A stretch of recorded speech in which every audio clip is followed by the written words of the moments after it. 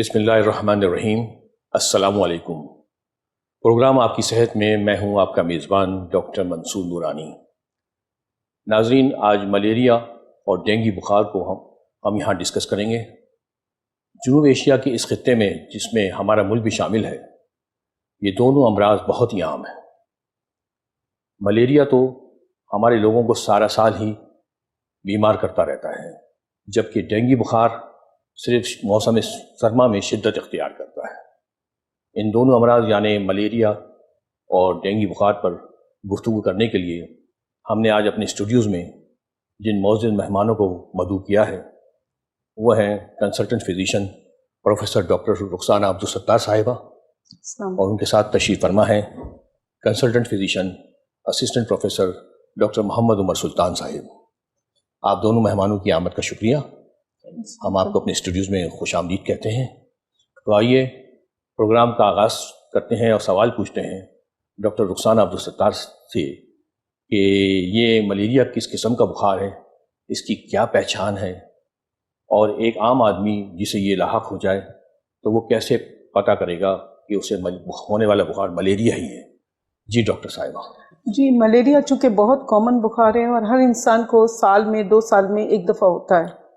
عموماً جو ہمارا خطہ ہے اس میں ملیریا بہت کامن ہے، اور ملیریا کی پہچان جس طرح کہا گیا اچانک سے بخار ہوتا ہے، اور یوزولی ایسا ہوتا ہے کہ کچھ 1 دن کے بعد یا 2 دن کے بعد جس قسم کا ملیریا ہوتا ہے وہ بیچ میں جو انٹرول ہوتا ہے اس میں کوئی بخار نہیں ہوتا، اور جب ہوتا ہے تو سردی لگ کر ہائی گریڈ فیور ہوتا ہے، 101 102 پسینے ہوتے ہیں، اور بعض اوقات پیشنٹس کو اتنی سردی لگتی ہے کہ رضائی تک لے لیتا ہے، ایون گرمی کے موسم میں۔ سردی میں تو obvious بات ہے پوری طرح کانپ رہا ہوتا ہے، اور انٹرول فری انٹرول ہوتا ہے یوزولی، سوائے ایک آدھ ملیریا کی ٹائپ جس میں کنٹینیوڈ فیور ہو سکتا ہے۔ عموماً یہ ہوتا ہے جیسے 2 دن کے بعد یا 3 دن کے بعد یا ڈیلی۔ پیٹرن یہ ہوتا ہے کہ کچھ گھنٹوں کے لیے فیور ہوتا ہے اور پھر فیور اتر جاتا ہے کچھ گھنٹوں کے بعد، اور دوبارہ بخار کی شدت آ جاتی ہے اس طرح سے۔ اچھا، اب یہ نہیں کہہ سکتے 100% کہ آپ کسی کو دیکھیں اور اس طرح سے ہو تو 100% آپ نہیں کہہ سکتے کہ وہ ملیریا ہے۔ اس کے ملتے جلتے کچھ بخار ہوتے ہیں، جیسے وائرل فیورز میں بھی یہ ہوتا ہے۔ اس میں بھی سردی لگے گی؟ وائرل فیورز میں بھی لگتی ہے سردی، لیکن ملیریا کی رائگرز بہت زیادہ ہوتی ہیں، بہت زیادہ شدت ان کی بہت زیادہ ہوتی ہے۔ اور سویٹنگ کا جو اسٹیج ہے وہ بھی باقی میں ہوتا ہے وائرل میں؟ جی، وائرل میں بھی ہو سکتا ہے، ایبسولوٹ ایسا نہیں کہہ سکتے، لیکن شدت میں نے آپ کو بتایا کہ ملیریا میں زیادہ ہوتی ہے۔ یہ سویٹنگ جو ہے یہ تو اس طرح سے پروٹیکٹیو میکینزم ہے کہ فیور کو اتارنے کے لیے باڈی، جب بھی باڈی کو اپنی نارمل چیز سے شفٹ کیا جاتا ہے تو کچھ ری ایکشنز باڈی دیتی ہے، اس میں سے ایک سویٹنگ ہے۔ ٹھیک ہے، تو اس وجہ سے وائرل فیور بھی کاپی کر سکتا ہے۔ دوسرا، جیسے آج کل سیزنل اینٹرک فیور، ٹائیفائڈ فیور بھی ہے، لیکن ٹائیفائڈ ریلیٹیولی کنٹینیوڈ ہوتا ہے، اور جو سب سے زیادہ موسم چلا ہوا ہے وہ کووڈ کا چلا ہوا ہے، کورونا کا۔ کورونا میں بھی فیور ہو سکتا ہے، کنٹینیوڈ ہوتا ہے، کچھ پیشنٹس کو ہوتا ہے پھر اتر جاتا ہے، لیکن اس میں اور سمٹمز اور علامات ہوتی ہیں جس کی وجہ سے ہم اور دیکھتے ہیں کہ جس وقت سیزن ہے اور مختلف لوگوں کو ہو رہا ہے، کس انوائرمنٹ میں رہے ہیں، اس سے بڑا فرق پڑتا ہے، اس سے پتہ چلتا ہے۔ اور ٹیسٹ کروانے ہوتے ہیں، ڈاکٹر کو دکھانا لازمی ہے اور ٹیسٹ کروانے۔ مطلب بغیر ٹیسٹ تو نہیں کنفرم ہو سکتا نا ملیریا؟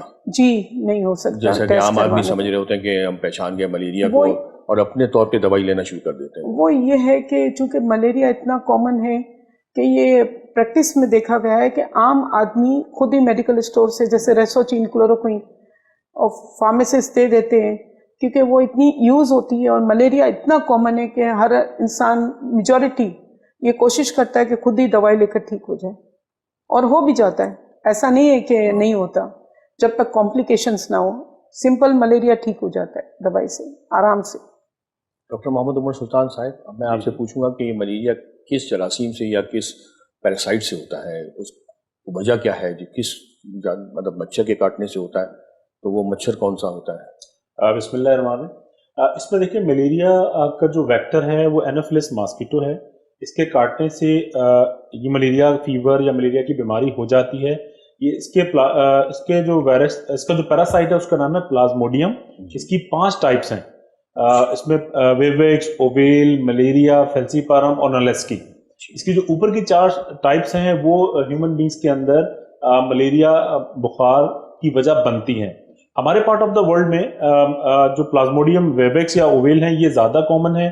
ساؤتھ افریقہ میں فیلسیپارم جو ملیریا پلازموڈیم ہے یہ زیادہ کامنلی فیور کاز کرتا ہے اور یہ سب سے خطرناک ہوتا ہے. ہوتا یہ کہ بیسیکلی جب ماسکیٹو بائٹ کرتا ہے تو یہ جو سپوروزوائٹس ہوتے ہیں یہ جا کے ہمارے لیور کو انفیکٹ کرتے ہیں. لیور کے اندر یہ ملٹیپلائی ہوتے ہیں, پھر وہاں سے جب یہ نکلتے ہیں تو یہ جا کے ہمارے ریڈ بلڈ سیل جو خون کے لال ذرے ہوتے ہیں ان کو انفیکٹ کرتے ہیں. اور یہ جو فیز ہوتا ہے اس میں آر بی سی کے پھٹنے کی وجہ سے ریگرز اینڈ چلز ہوتے ہیں. اس کی وجہ سے بخار جو ہے وہ ہمارے جسم میں آتا ہے. جو فیلسیپارم ملیریا ہے یہ ہماری جو ویسلز ہوتی ہیں خون کی چھوٹی نالیاں ہوتی ہیں ان کو بلاک کرنے کا باعث بنتا ہے, جس کی وجہ سے پیشنٹ جو ہیں وہ انکانشیس بھی ہو سکتے ہیں, کوما میں چلے جاتے ہیں, سیزر ہو جاتا ہے, ہمارے گردے فیل ہو جاتے ہیں, رینل فیلئر کا سبب بنتا ہے. تو یہ جو فیلسیپارم ملیریا ہے یہ سیریبرل ملیریا بھی اس کو ہم کہتے ہیں, جو آگے چل کے جو اس کی کمپلیکیشن کی باعث بنتے ہیں جو مختلف آرگن کو انوالو کرتا ہے, جس میں ہمارا برین ہو گیا, پلمنری ایڈیما, ہمارے لنگز ہو گئے, لیور فیلئر کی طرف پلمنٹ فیلئر کی طرف چلا جاتا ہے, ساتھ ہماری تلی کا بڑھ جانا, اسپلینو میں گیلی ہے, اور ساتھ جو ہے وہ رینل شٹ ڈاؤن کی طرف بھی چلا جاتا ہے. تو یہ اس کی ٹوٹل سائیکل ہے جو کمپلیٹ ہوتی ہے, شروع ہوتی ہے ایڈس اینوفلس ماسکیٹو کے کاٹنے سے, اور پھر ہمارے لیور سے ہوتی ہوئی ریڈ بلڈ سیل سے ہوتی. دوبارہ اگر یہ ماسکیٹو دوبارہ اگر بائٹ کرتا ہے تو پھر یہ اپنے سیکشل فیز آف گیمیٹوسائٹس میں ان کی سائیکل آگے بڑھ جاتی ہے, آگے لوگوں میں ٹرانسفر آگے لوگوں میں ٹرانسفر کا باعث بن سکتا ہے. اچھا, آپ نے بتایا کہ اینوفلس کی وجہ سے ہوتا ہے مچھر کی ورائٹی جو ہے, اس میں یہ میل ہے یا فیمیل ہے؟ دیکھیں اینوفلس فیمیل ہے, فیمیل کا کام ہے, فیمیل کا نام اینوفلس ہے. جی جی, میل اینوفلی نہیں ہوتا. مین اینوفلی نہیں ہوتا, اور فیمیل ماسکیٹو کی کاٹنے سے ملیریا کا سبب. تو میل بالکل نہیں کاٹتا ہے انسان کو؟ جی جی, میل کنفرم ہے یہ بات؟ جی. تو میل پھر گزارا کس پہ کرتا ہے جب خون نہیں پیتا؟ تو وہ بیچارہ پتوں پہ اور دوسری چیزوں پہ گزارا کرتا ہے. تو میں یہ پوچھا تھا کہ انفیکشن کے کتنے دنوں بعد یہ ملیریا ظاہر ہوتا ہے؟ دیکھیں اس کا انکوبیشن پیریڈ ہے 2 to 14 ڈیز تک یہ انکوبیشن پیریڈ ہے. اس کے بعد جب یہ ایرتھروسائٹ رپچر ہوتے ہیں تو یہ اس کا النس کا پیریڈ سٹارٹ ہو جاتا ہے, جس کی وجہ سے ہائی گریڈ ہیڈ ایک شروع ہوتا ہے, ہائی گریڈ فیور ہوتا ہے, اور پھر جو ہے سویٹنگ سے وہ فیور اتر جاتا ہے. اور اس کے بعد مختلف جو پلازموڈیم کی ٹائپس ہے اس حوالے سے یہ فیور فری انٹرول رہتا ہے. جیسے میڈم نے بتایا کہ فار ایگزامپل یہ ویویکس ہے تو 48 آورس تک فیور فری انٹرول رہتا ہے, اور 48 گھنٹے کے بعد دوبارہ فیور چڑھتا ہے. اس طرح فیلسیپارم ہے تو 72 آورس تک 3 ڈیز تک فیور فری انٹرول رہتا ہے, اور پھر دوبارہ یہ فیور دوبارہ چڑھ جاتا ہے, سائیکل دوبارہ. جی جی. اس کے جو ڈائگنوسس کا طریقہ ہے وہ تھک اور تھن فلم سٹین ہے, گنسر سٹین جسے ہم کہتے ہیں. تھک فلم میں ہمیں یہ پلازموڈیم نظر آ جاتا ہے. جو تھن فلم ہوتی ہے وہ پلازموڈیم جو ڈفرینٹ ٹائپس ہوتی ہیں اس کو ایلوبریٹ کرنے میں وہ تھن فلم کام آتی ہے. تو یہ بیسک جو اس کا ڈائگنوسس ٹیسٹ ہے وہ یہی ہے. پھر اس کے بعد دیگر ہم پھر کمپلیکیشن کا بھی ڈائگنوسس الگ چیز. جی جی, جب ہم کمپلیکیشن پہ آئیں گے تو اس سے پھر آگے بات کریں گے ان کے کیا ٹیسٹ ہوتے ہیں. ٹھیک ہے. تو میڈم یہ تو سمپل تو سمٹم آپ نے بتائے تھے پہلے, اب کمپلیکیٹڈ سمٹم بتا دیں جو زیادہ ڈیمیج کر رہا ہے اندر. کمپلیکیٹڈ ملیریا یوزلی فیلسیپارم ملیریا سے ہوتا ہے. وائیویکس بھی کبھی کبھی کر لیتا ہے, لیکن جو نارملی جس سے میکسیمم کمپلیکیشنز ہوتی ہیں وہ فیلسیپارم ملیریا ہے. اور بلیک واٹر فیور جس کو کہتے ہیں, کالے رنگ کی پیشاب آنا, دماغ پر چپک جانا, بلڈ ویسلز بلاک کر دینا, فیلسیپارم کیونکہ اس میں نوبس بنی ہوئی ہوتی ہے تو بلڈ سپلائی تو بے ہوش ہو جاتا ہے آدمی, انکانشیس اور کوما میں جا سکتا ہے. رینل فیلئر ہوتی ہے اور ہیپیٹک فیلئر ہوتا ہے, یعنی جگر کام کرنا چھوڑ دیتا ہے. یہ سب کمپلیکیشنز ہیں ملیریا کی. اینیمیا بھی ہوتا ہے اس میں؟ اینیمیا ہوتا ہے کیونکہ ہیمولیسس ہوتی ہے. آپ بھی ریڈ بلڈ سیلز کے خلیے میں جب پیراسائٹس بھر جاتے ہیں اور ان کا بریک ہوتا ہے تو اس وقت ہیمولیسس ہوتا ہے, اور بلڈ سیلز ہیموگلوبن ڈراپ ہوتی ہے, اور یورین کالے کلر کی ہو سکتی ہے, سیاہ یورین. اس میں پلیٹلیٹس کم ہو سکتے ہیں؟ جی بالکل ہو سکتے ہیں. فیلسیپارم کی ایک نون کمپلیکیشن ہے کہ پلیٹلیٹس, کیونکہ اسپلین بھی جو یہ ٹیشوز ہیں جہاں بریک ہوتا ہے وہ اسپلین بھی ہے, جسے ریٹیکولو انڈوتھیلیل سسٹم کہتے ہیں میڈیکل سائنس میں. ڈیمیج کر رہا ہے اسپلین کو, لیور کو بھی. اس میں لیور اور اسپلین کو گریو یارڈ کہتے ہیں, جیسے قبرستان ہے سیلز کا. تو چونکہ لیور اسپلین سب انوالوڈ ہوتے ہیں, برین انوالو ہوتا ہے. فیلسیپارم ملیریا اسی لیے ڈینجرس ہے کہ وہ وائٹل آرگنز جو ضروری زندگی کو رواں دواں رکھنے کے لیے جو ضروری اعضاء ہیں इंसान के जिस्म में उनको तबाह कर देता है। हमारे मुल्क में इसके केसेस मिलते भी हैं जी कि मिलते हैं, अफ्रीका में तो है, लेकिन यहाँ पर हाँ मिलते हैं। ये ज़रूर है कि ज़्यादातर मलेरिया अल्हम्दुलिल्लाह हमारे पास वाइवेक्स होता है, फिर ओवेल मलेरी भी है जो प्लाज्मोडियम मलेरी से होता है, उसमें गुर्दे का फेलियर होना ज़्यादा कॉमन है, लेकिन फेल्सिपेरम भी मिलते हैं। ये नहीं है कि फेल्सिपेरम नहीं मिलते, ऑफ कोर्स मिलते हैं। गुर्दों को किस तरह डैमेज करता है ये? गुर्दों को आप फेल्सिपेरम मलेरिया चूँकि हर ऑर्गन को करता है, फेलियर करता है, क्योंकि फेल्सिपेरम की एक खुसूसियत है कि वो ब्लड वेसल्स को डैमेज करता है। जबकि फेल्सिपेरम मलेरी है वो नेफ्रोटिक सिंड्रोम एक होता है जिसमें ट्यूब्स और सब डैमेज हो जाता है और प्रोटीन यूरिन से निकल जाता है, तो उसमें मलेरी में नेफ्रोटिक सिंड्रोम होता है। और फेल्सिपेरम मलेरिया में रीनल फेलियर होता है, ब्लैक वाटर फीवर कहते थे। अच्छा, इसमें ब्लड प्रेशर भी लो हो सकता है, शुगर भी लो हो सकती है, सब कुछ हो सकता है। देखें, शुगर ब्लड प्रेशर लो इसलिए होता है कि पेशेंट कोलैप्स हो रहा होता है, सारा सिस्टम कोलैप्स होता है, जिसको DIC कहते हैं, disseminated intravascular coagulation system activate हो जाता है। और ब्लड प्रेशर पेशेंट शॉक में होता है, सेप्टिक शॉक होता है, तो शॉक में होता है। जी कन्वर्जन्स आ सकते हैं। और हाइपोग्लाइसीमिया, जहाँ तक शुगर लो का कहा, तो एज पर से मलेरिया का पेशेंट अगर प्रॉपरली खा पी नहीं रहा, और इवन ट्रीटमेंट के साथ हाइपोग्लाइसीमिया होता है, शुगर का लो होना, कि अगर किसी पेशेंट को कोनीन मिल रही है तो उसके साथ भी मॉनिटर करना होता है कि शुगर लो तो नहीं हो रही 4-4 घंटे के बाद। ट्रीटमेंट के भी कॉज की वजह से अगर IV इंजेक्शंस कोनीन के लगाते हैं उसमें भी शुगर लो होता है, और मलेरिया खुद भी कर सकता है, कोई ऐसी बात नहीं। अच्छा। जब कॉम्प्लिकेटेड होता है तो वो सीरियस इमरजेंसी होती है और पेशेंट को ICU की जरूरत होती है। ब्रीथिंग की क्या प्रॉब्लम्स आएंगी उसमें? पल्मोनरी एडिमा हो सकता है इसमें? जी बिल्कुल हो सकता है, 2 वजह से, एक तो मलेरिया की वजह से और एक ओवर हाइड्रेशन की वजह से। जैसे हम देते हैं ड्रिप्स, अब चूंकि हाइड्रेशन भी मॉनिटर करना होता है पेशेंट का, इसीलिए मैंने कहा कि जब IV इंजेक्टेबल मलेरिया की ट्रीटमेंट के स्टेज में पेशेंट आ जाता है तो उसको एडमिट करना लाजमी है, क्योंकि वो अंडर मेडिकल स्टाफ रहना चाहिए ताकि ओवर हाइड्रेशन भी ना हो, बहुत ज़्यादा ड्रिपें वगैरह और कम भी नहीं लगानी चाहिए, बैलेंस रखना होता है। और शुगर की मॉनिटरिंग, इवन कोनिन इंजेक्शंस देते हैं तो शुगर की मॉनिटरिंग बहुत ज़रूरी है, क्योंकि पेशेंट हाइपोग्लाइसीमिया कम शुगर के लेवल पर चला जाता है और वो भी डेंजरस हो सकती है। तो हर चीज़ मॉनिटर करके और तरीके के साथ, प्रोटोकॉल के साथ देनी होती है। मैडम, आपने कहा कि हॉस्पिटलाइजेशन ज़रूरी है, एडमिशन ज़रूरी है हॉस्पिटल में, हर मलेरिया के केसेस में, या बिल्कुल सिर्फ नहीं। कॉम्प्लिकेटेड? सिर्फ कॉम्प्लिकेटेड, जिसमें कोई वजह हो या पेशेंट शॉक में हो, BP और इंजेक्टेबल ओरल ना ले रहा हो, उल्टी हो रही हो, इलेक्ट्रोलाइट इम्बैलेंस हो रहा हो, फीवर हो रहा हो जो नॉन रिस्पॉन्डिंग हो, और फिट्स हो रहे हो, अनकॉन्शियसनेस हो, बेहोश हो गया हो पेशेंट, तो फिर उसको घर में रखना मुनासिब नहीं। और कुछ पेशेंट्स ऐसे होते हैं जैसे एल्डरली, ज़्यादा उम्र के पेशेंट, जिनके साथ उनको डायबिटीज़ भी है, शुगर की बीमारी है, ब्लड प्रेशर की बीमारी है, मुख्तलिफ और बीमारियां हैं, तो उनका ज़्यादा ज़रूरी है हॉस्पिटलाइज होना। लेकिन सिंपल मलेरिया घर में ट्रीट हो सकता है। नाज़रीन, आप हमारे माहिरीन से मलेरिया बुखार पर और उसकी कॉम्प्लिकेशन पर बातचीत सुन रहे थे। हमें एक छोटा सा ब्रेक लेना है। ब्रेक के बाद हम अपने मेहमानों से इस सिलसिले में मज़ीद सवाल पूछेंगे और डेंगू बुखार के बारे में भी अच्छे और इम्पोर्टेंट सवाल पूछेंगे। इसलिए आपने कहीं नहीं जाना, stay with us, we will be right back.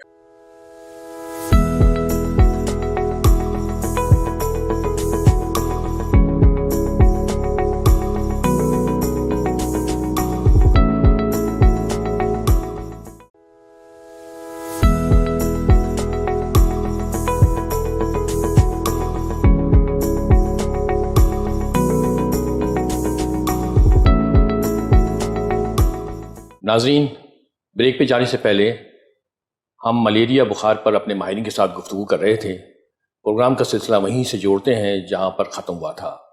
अब सवाल पूछते हैं डॉक्टर मोहम्मद उमर सुल्तान साहिब से कि ये जो कॉम्प्लिकेशंस हैं मलेरिया की, इनके मखसूस टेस्ट क्या होते हैं। जी डॉक्टर साहब। बिस्मिल्लाह। इसमें देखें, फॉर एग्जांपल अगर आपका हमें शक पड़ रहा है कि रीनल फंक्शन ठीक नहीं चल रहे, तो रीनल फंक्शन टेस्ट होते हैं जिसे UC कहते हैं। इसमें यूरिया, क्रिएटिनिन, इलेक्ट्रोलाइट्स हम देखते हैं। लिवर के लिए LFTs देखते हैं, लिवर फंक्शन टेस्ट जिसे हम कहते हैं। इसी तरह ब्रेन में अगर सेरेब्रल मलेरिया है तो हम CT स्कैन या MRI ब्रेन करवाते हैं। अगर पेशेंट को फिट्स पड़ रहे हैं, एपिलेप्सी हो रही है, तो EEG एक इसका टेस्ट है जिसकी वजह से हमें पता चलता है ये चीज़ें क्या हैं। لیکن یہ ٹیسٹ سائملٹینیسلی چل رہے ہوتے ہیں.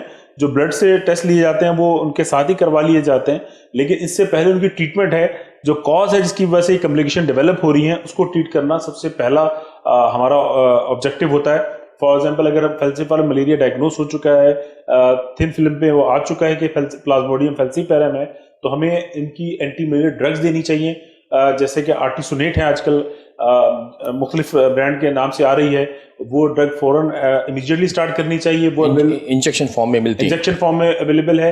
اگر وہ اویلیبل نہیں ہے تو کیونین انجیکٹل فارم میں اویلیبل ہے, تو وہ کیونین سے ان کو ٹریٹ کرنا چاہیے. جب ہم کاز کو ٹریٹ کریں گے تو کمپلیکیشن آٹومیٹکلی ریورسبل ہو جائیں گے اور وہ آسانی سے پیشنٹ مینیج ہو جائے گا. تو یہ ساری کمپلیکیشنز ہیں. اور اس کے بعد میں نے پوچھنا یہ تھا آپ سے کہ ملیریا کی جو ہے کوئی ویکسین دریافت ہوئی اب تک؟ اچھا دیکھیں, ہماری کنٹری میں تو اس وقت ویکسین موجود نہیں ہے, لیکن افریقہ میں انہوں نے ملیریا ویکسین کا ایک ٹرائل دیا تھا, اس کی وجہ سے 26% لوگ امیونائز ہوئے تھے, تو وہ بھی پھر انہوں نے اس کو بھی ڈسکنٹینیو کر دیا ہے. تو جو ایسے ایریا ہے جہاں پہ ملیریا بہت زیادہ پایا جاتا ہے اور وہاں کی اگر ٹریولنگ ہو تو پھر ان کو پروفلیکٹیکلی اینٹی ملیریا ڈرگز دی جاتی ہیں تاکہ ان کو ملیریا سے بچایا جا سکے before going to that area. After اور جب وہاں سے واپس آتا ہے تب بھی جو ہے وہ کم از کم 4 to 6 weeks تک وہ اینٹی ملیریا ڈرگز دی جاتی ہیں تاکہ ان کو ملیریا ڈیولپ نہ ہو سکے. اچھا, یہ یورپین کنٹری اور مغربی ممالک میں جو ملیریا نہ ہونے کی وجہ کیا ہے جبکہ ویکسین ابھی دریافت زیادہ نہیں ہوئی اتنے پاورفل؟ دیکھیں اس کی سب سے بڑی وجہ کلائمیٹ ہے. ان کی جو دیکھیں ان کی جو بلدیاتی ادارے ہیں, جو وہاں پہ آپ کبھی اسٹیگننٹ واٹر نہیں دیکھیں گے, آپ گندا پانی نظر نہیں آئے گا آپ کو, وہ اپنا فنکشن پراپر کر رہے ہیں, اور آپ کو کوئی ماسکیٹو نظر نہیں آئیں گے کیونکہ کلائمیٹ افیکٹ بھی ہے کہ ہیومیڈیٹی کم ہے, مطلب ٹمپریچر کم ہے, اور اس کے علاوہ جو صفائی ستھرائی کے جو اوور آل اسٹینڈرڈز ہیں اس کو میٹ کرتے ہیں, جس کی وجہ سے یہ پروڈکشن جو ہے اینوفلس ماسکیٹو کی وہاں کم ہوتی ہے, جس کی وجہ سے ملیریا کیسز کم رپورٹ ہوتے ہیں. تو زیادہ تر ہمارے بر صغیر کے ممالک میں ہی جی یہ ساؤتھ ایسٹ ایشیا اور افریقہ, اس میں یہ ملیریا میں سمجھ رہا ہوں کہ ایران سے آگے نہیں ہے. بالکل آپ نے اس طرف بالکل وہاں مجھے کیسز نہیں نظر آتے, بالکل نہیں ہے اس طرف کیسز بالکل کم پائے جاتے ہیں. اچھا, اس کے بعد ہم نے ایک اور فیور پہ ڈسکس کرنا ہے, وہ ہے ڈینگی فیور. تو یہ ڈینگی فیور کس قسم کا مرض ہے, کیا ملیریا سے ملتا جلتا ہے؟ جی ملتا جلتا ضرور ہے, وائرس سے ہوتا ہے, ڈینگی وائرس سے, فلاوا وائرس سے, اور ایڈیز ایجپٹی ماسکیٹو ٹرانسمٹ کرتا ہے اس وائرس کو. اور اچھا, یہ ایڈیز بھی فیمیل ہے اینوفیلیس کی طرح؟ جی آج جہاد ہو رہا ہے فیمیلز کے خلاف. نہیں میں نے کہا نہیں, ایڈیز بھی اگر فیمیل ہے تو اتفاق ہے کہ ڈینگی بھی وہی پیدا کر رہی ہے. بس یہ اللہ میاں کا نظام ہے. Dengue virus bone breaking disease کہتے ہیں اس کو. ایسا لگتا ہے کہ کوئی ہڈیاں بریک کر رہا ہے, توڑ رہا ہے. تو وہ اس قدر شدید درد ہوتا ہے ان پیشنٹس میں, اور ہائی گریڈ فیور ہوتا ہے. کبھی کبھی آئی موومنٹس میں بھی ان کو پرابلم ہوتی ہے. پیشنٹ بالکل ایسا لگتا ہے کہ کسی نے نچوڑ دیا ہے ٹوٹلی, اور اس طرح کا فیور ہوتا ہے, اور بہت شدت اس کی بہت زیادہ ہوتی ہے, اور پیشنٹ بہت سک لگتا ہے انیشیلی, اور اس کا انکیوبیشن پیریڈ 2 to 7 days ہے, اور کہ فیور سے پہلے, اور ڈپریس ہوتا ہے پیشنٹ, اور کسی کام کا دل نہیں چاہتا, اور فیور ہوتا ہے, اور بس ہڈیوں کی درد کی بہت زیادہ شکایت کرتا ہے. چونکہ اس کے کمپلیکیشنز کچھ ایسے ہیں جس کی وجہ سے ہمیں تیار ہونا پڑتا ہے. اس طرح نہیں ہے کہ جیسے اینٹی ملیریل لے لیں, اس میں ہمیں CBC کروانی چاہیے, کیونکہ یہ قسم کے خون کے خلیے جو ان کو پلیٹلیٹس کہتے ہیں ان کو اسپیسیفکلی کم کر سکتا ہے. تو اس لیے مانیٹر کرنا بہت ضروری ہے. دوسرا یہ کہ پیشنٹ ڈی ہائیڈریٹڈ ہو جاتا ہے. ڈینگی وائرس کی وجہ سے کیپیلریز جو شریانیں ہوتی ہیں اس میں پرمیبلٹی بڑھ جاتی ہے, اور فلوئڈ سارا نکل جاتا ہے, تو شوک میں بھی جا سکتا ہے. ڈینگی سمپل ڈینگی اور کمپلیکیٹڈ ڈینگی میں یہ ہوتا ہے کہ شوک سنڈروم بھی ہو جاتا ہے, جو زندگی کو ختم کر بھی سکتا ہے.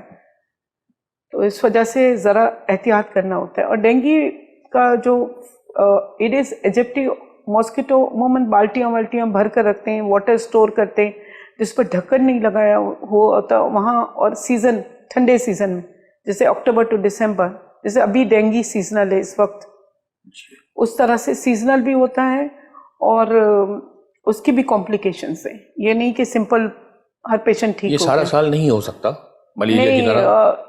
یہ ٹھنڈے موسم میں ہوتا ہے, یوزلی اکتوبر نومبر دسمبر, اور یہ पानी से रिलेटेड है, स्टोर्ड वाटर से।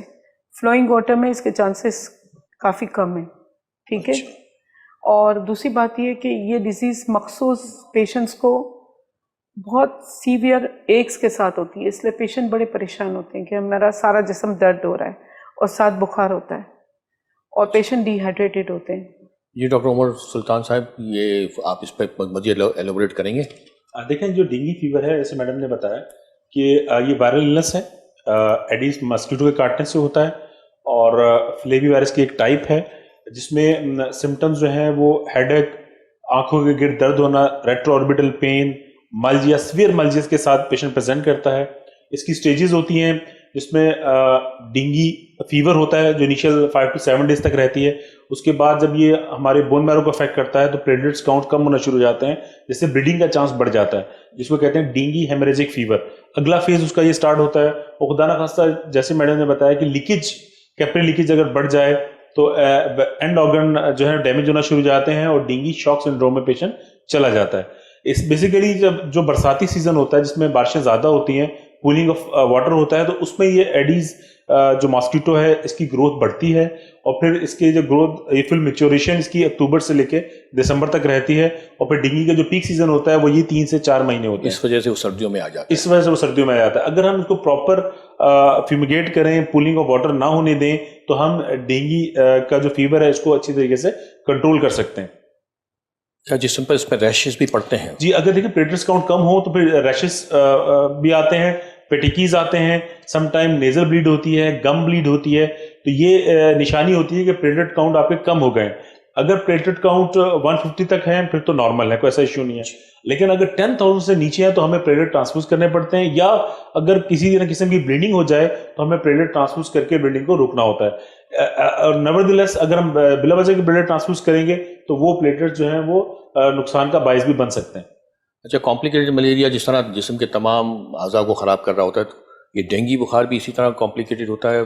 जी जी, सारे जिसमें सिस्टम को देखें खराब अगर करेगा। हेमरेजिक फीवर में आ गया है और ब्लीडिंग स्टार्ट हो गई है तो आपके ऑर्गन्स जो है वो डैमेज होना शुरू हो गए हैं, इसका मतलब। और अगर कैपिलरी लीकेज में इजाफा हो गया है तो डेंगू शॉक सिंड्रोम की तरफ भी जा सकता है, जिससे रीनल फेलियर हो सकता है, फ्लेमिनेंट हेपेटिक फेलियर हो सकता है और पेशेंट जो है वो फ्लेमिनेंट हेपेटिक फेलियर की वजह से उसकी बाद दफा डेथ हो जाती है।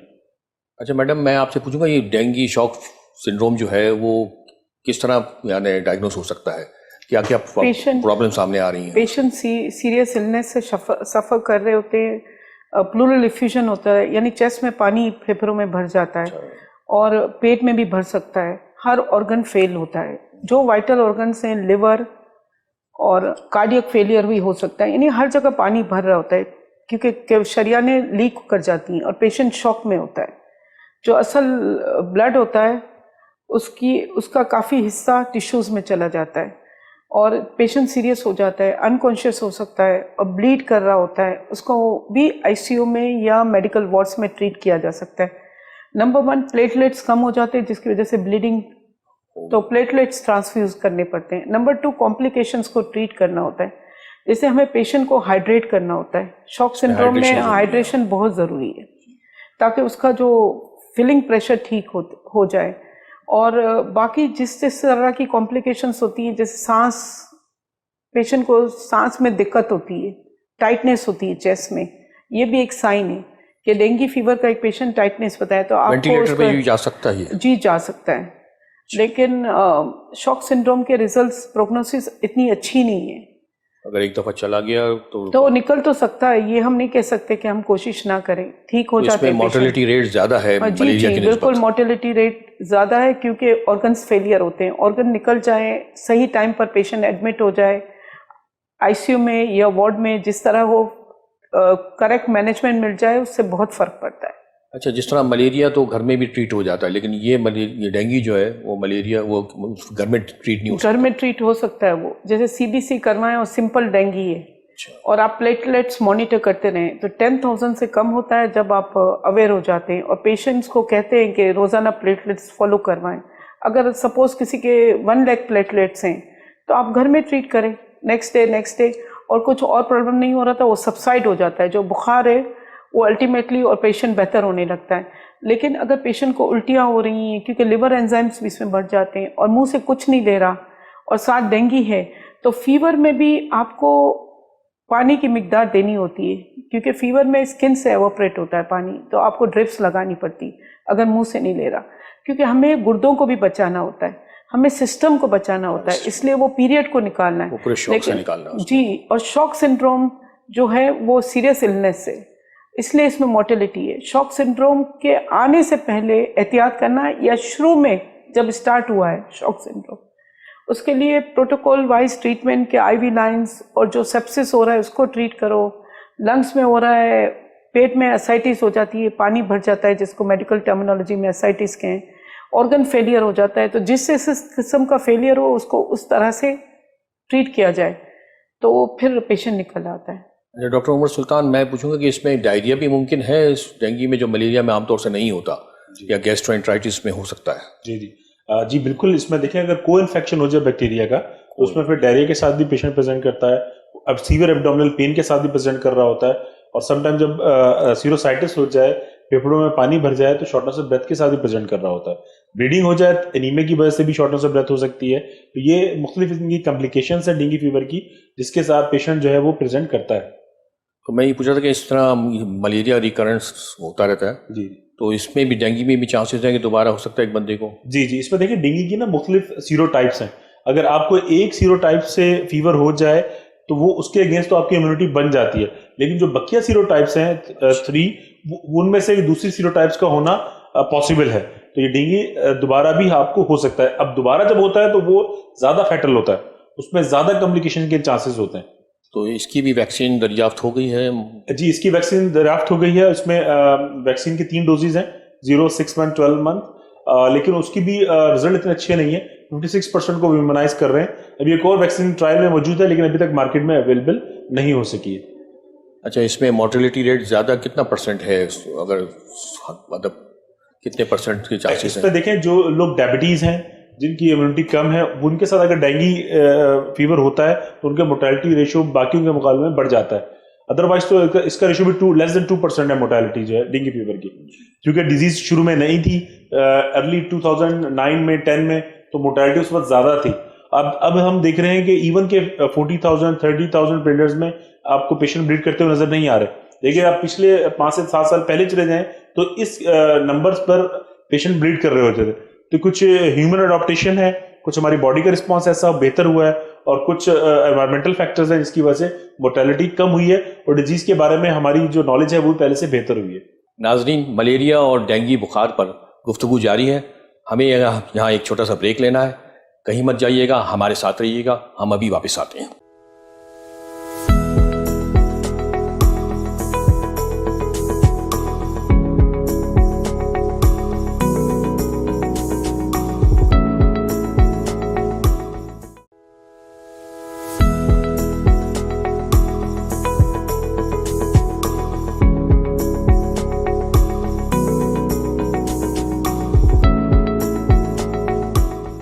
ناظرین، بریک پہ جانے سے پہلے ہم اپنے ماہرین سے ملیریا اور ڈینگی فیور پر گفتگو کر رہے تھے۔ پروگرام کے سلسلے کو وہیں سے آگے بڑھاتے ہیں اور سوال پوچھتے ہیں ڈاکٹر محمد عمر سلطان صاحب سے کہ ڈینگی کی انویسٹیگیشن یعنی تشخیص کس قسم کی ہوتی ہے؟ بسم اللہ الرحمن الرحیم۔ اس میں دیکھیں جو سب سے شروع میں اگر فیور کے ساتھ پیشنٹ پریزنٹ کرتا ہے اور آپ سسپیکٹ کر رہے ہیں کہ یہ ایک وائرل فیور ہے، ان کے علامات کو دیکھ کر، ان کے وائٹلس کو دیکھ کر، تو پھر شروع کے دنوں میں جو ٹیسٹ پازیٹیو آ سکتا ہے وہ اینٹیجن ٹیسٹ ہے جس کو NS1 کہتے ہیں۔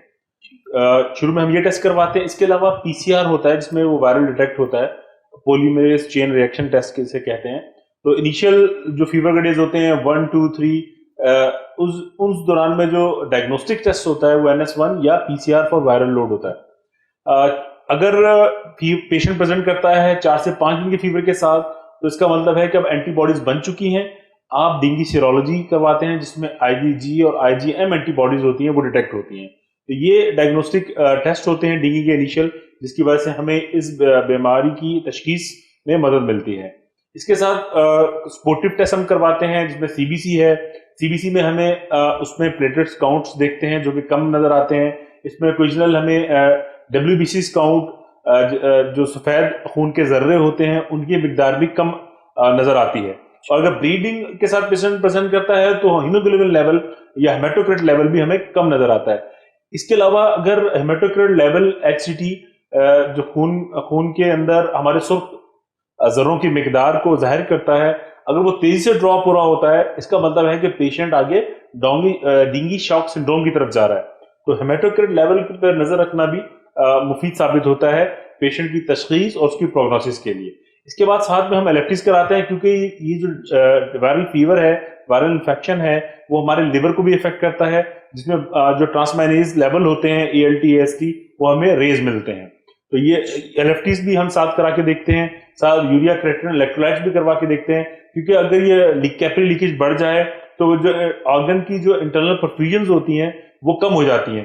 جب پرفیوژن لیول بلڈ کا کم ہو جاتا ہے کڈنیز کا، تو ان کے فنکشن بھی ڈیٹریٹ ہونا شروع ہو جاتے ہیں. تو ہم یوریا کریٹن الیکٹرولائٹس یا EGFR ایک ٹیسٹ ہوتا ہے، اس کی مدد سے ہم گردوں کے جو فنکشن ہوتے ہیں وہ بھی ہم کروا کے دیکھتے ہیں. اس طرح ایک سمپل سا ایک ٹیسٹ ہے جسے کہتے ہیں ٹورنیکٹ ٹیسٹ. اس میں ہم ایک کف انفلیٹ کرتے ہیں بازو کے اوپر، اور اس کو سسٹولک اور ڈائسٹولک جو بلڈ پریشر ہوتا ہے اس کے بیچ میں لا کے ہم کف کو جو ہے چھوڑ دیتے ہیں 5 منٹ تک.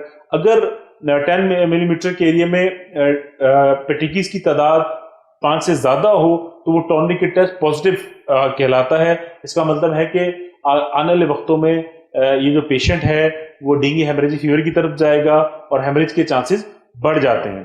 اسی طرح ہم ایسے پیشنٹ جن کے ساتھ ڈائبٹیز ہو، ان کو ڈینگی ساتھ ہو جائے تو ان کے اندر بھی ہیمریجک فیور کے چانسز اور شاک سنڈروم کے چانسز بڑھ جاتے ہیں. تو ایسے پیشنٹ کی ایکسٹرا کیئر کی جانی چاہیے، ان کو ICU میں ایڈمٹ کرنا چاہیے، ان کی وائٹل مانیٹرنگ بہت امپورٹنٹ ہے، ان کا ان پٹ آؤٹ پٹ چارٹنگ بہت امپورٹنٹ ہے، ان کے CBC ڈیلی ہونی چاہیے، جس میں ہم جو ہے HB، ہیماٹوکریٹ، WBC اور خصوصی طور پر پلیٹلیٹس پہ ہماری جو نظر ہے وہ رہنی چاہیے.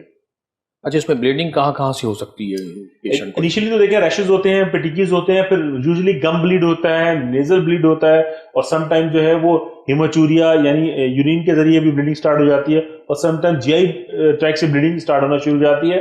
بعض ہمارے جو GPs ہوتے ہیں یا کویکس ہوتے ہیں وہ اینسڈ کا استعمال کرتے ہیں، جس کی وجہ سے GI بلیڈ کے چانسز بڑھ جاتے ہیں ڈینگی پیشنٹس میں. تو یہ اوائڈ کیے جانے چاہیے اینسڈ جتنے بھی وائرل فیورز ہیں، کیونکہ ان کی کمپلیکیشنز کے چانسز زیادہ ہو جاتے ہیں.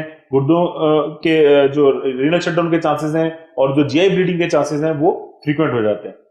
اچھا، اس میں ایسی کون سی علامتیں ہیں جو اس کو ملیریا سے اسپیشلی وہ ڈفرینشیٹ کرتی ہے کہ ایک عام آدمی جسے یہ کوئی فیور ہوا ہے سردی کے ساتھ یا تو ملیریا یا ڈینگی کی طرح، تو وہ کس طرح پہچانے گا کہ مجھے ڈینگی ہے یا ملیریا نہیں ہے، اور وہ تو ملیریا کا ٹریٹمنٹ لیتا رہے گا ورنہ؟ اس میں دیکھیں جو وائرل فیورز ہیں نا، یہ سمجھ لیں اس کا نام ہی بون ویکنگ فیور ہے. اس میں آپ کی کمر کا درد، جسم کا درد، گھٹنوں کا درد، مسلس کا درد انتہائی سیویئر ہوتا ہے. ملیریا میں ایسا نہیں ہوتا.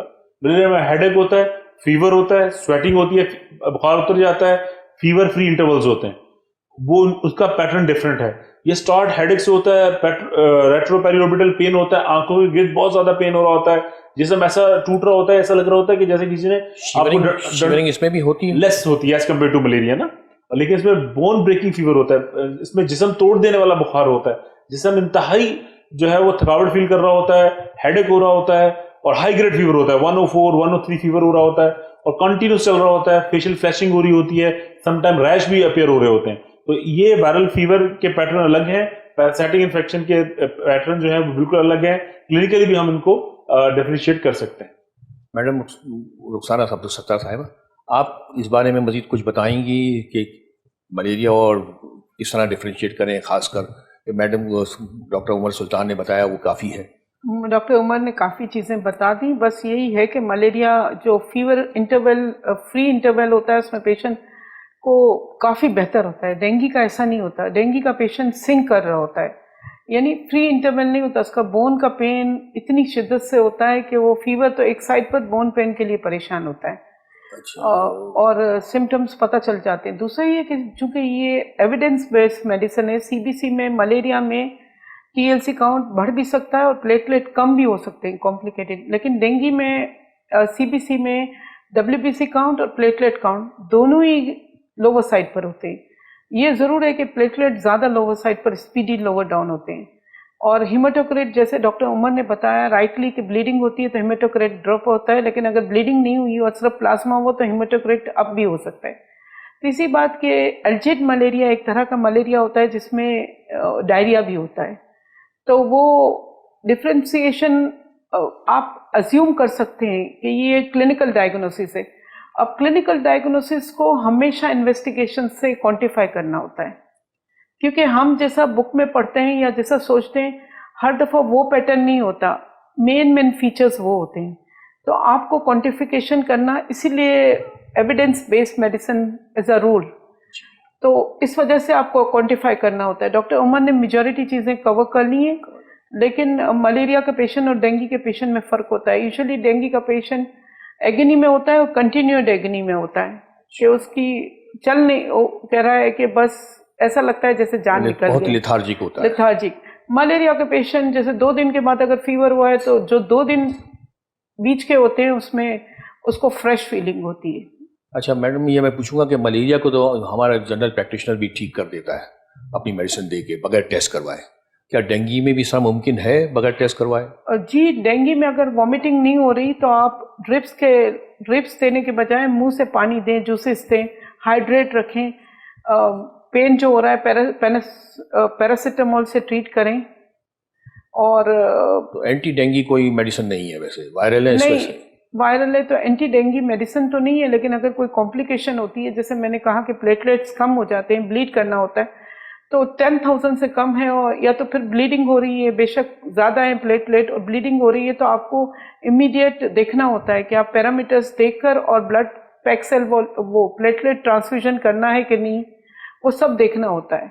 यानी system to system her patient एक ही पाथ पर नहीं चलता, पेशेंट्स के डिफरेंट पाथ्स होते हैं. एक सिंपल अनकॉम्प्लिकेटेड डेंगू जीपी भी ट्रीट कर सकता है, सिर्फ प्लेटलेट्स फॉलो.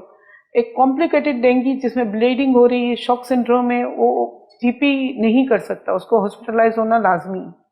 मैडम, क्या वजह है कि मलेरिया तो बाकी दुनिया से एरेडिकेट हो गया है, लेकिन डेंगू 120 कंट्री में अभी भी है? सफाई निस्फ ईमान है. अगर हम सफाई कर लें, हमारा बजट सफाई सुथराई पर हो जाए तो 30% बजट हमारा सेव हो जाए. डिजीजेस बहुत सारी हैं जो गंदगी रिलेटेड है. चूँकि हमारे यहाँ बदकिस्मती से सफाई सुथराई का निज़ाम बहुत कम है और गटरें भरी हुई हैं, रोड पर पानी कई दिनों तक, नाले बह रहे हैं, नालों पर कंस्ट्रक्शन हो गई है. ये सारी चीज़ें पॉलिटिकली इन्वॉल्व टीम्स का फ़र्ज़ है कि वो हमें प्रोवाइड करें जब हमसे टैक्स ले रहे हैं. अगर सफाई सुथराई हो जाती है तो यकीन करें इन प्रिवेंटेबल डिजीज़ का होना हमारे लिए बाइस शर्म है. ये हम प्रिवेंट कर सकते हैं, ये हम मिनिमाइज़ कर सकते हैं. जैसे मलेरिया और वेस्टर्न कंट्रीज़ में नहीं है और कुछ और कंट्रीज़ में भी नहीं है, लाइक सऊदी अरेबिया नहीं मिलते उसमें. तो मसला ये है कि वहाँ का सफाई सुथराई का सिस्टम इतना अच्छा है कि वो सफाई सुथराई पर खर्चा कर लेते हैं रादर देन डिजीज़ ट्रीट करने को. अब सोचें हमारे कितने पैसे मलेरिया पर जाते हैं, कितना बजट इन्फेक्शियस डिजीज़ पर जाता है. अगर हम इस्लाम ही को मान लें कि हम कहते हैं कि ये इस्लाम से रिलेटेड कंट्री है पाकिस्तान, तो हम सफाई सुथराई जो निस्फ ईमान है इसको फॉलो कर लें तो हमारा काफ़ी सारा बजट बच जाता है जो हम डिजीज़ ट्रीट और उनकी कॉम्प्लिकेशंस में लगा देते हैं.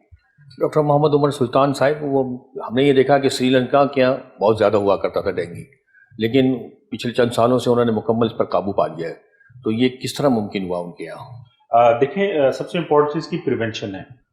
प्रिवेंशन 2 तरीके से होती है, एक इंडिविजुअल सतह पे और एक आपकी सोसाइटी के लेवल पे, सिटी के लेवल पे, मुल्क के लेवल पे.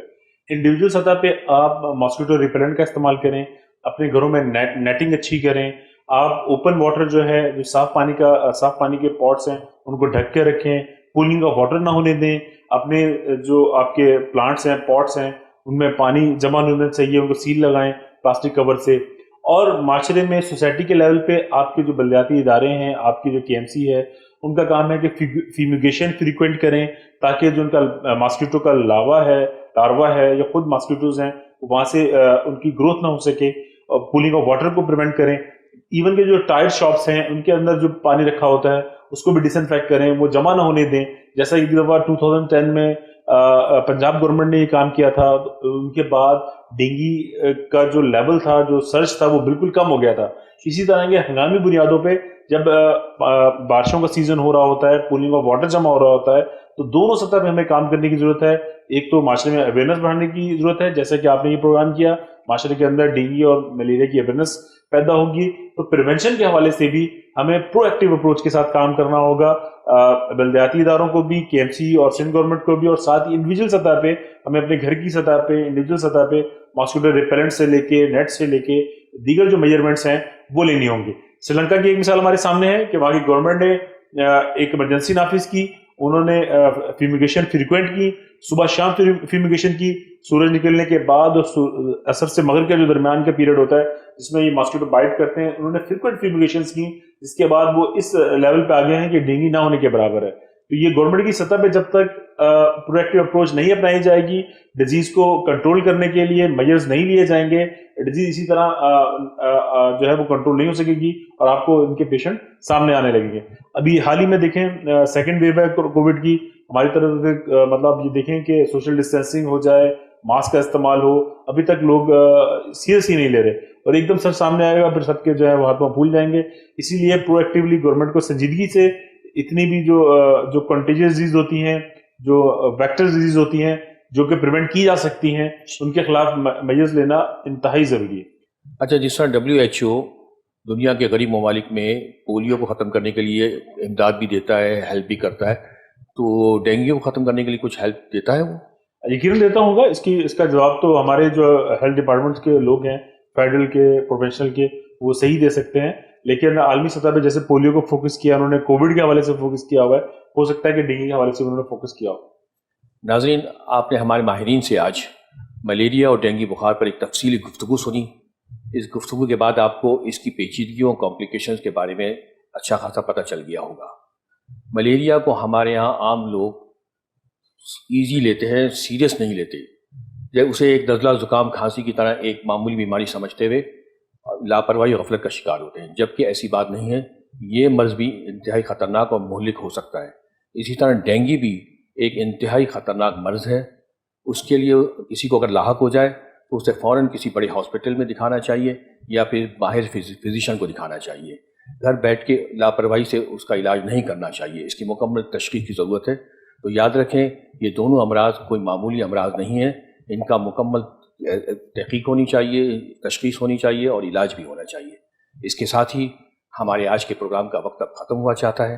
ہم اپنے دونوں مہمان ڈاکٹر رخسانہ عبدالستار صاحبہ اور ڈاکٹر محمد عمر سلطان صاحب کا شکریہ ادا کرتے ہیں کہ انہوں نے ہمارے پروگرام میں اپنی انتہائی مصروفیات کے باوجود شرکت کی اور ہم سے اپنی مفید معلومات شیئر کی. اپنے میزبان ڈاکٹر منصور نورانی کو آئندہ ہفتے تک کسی نئے موضوع اور کسی نئے مرض پر گفتگو کے لیے اپنے ماہرین کے ساتھ پیش ہونے کی اجازت دیجیے. اللہ حافظ.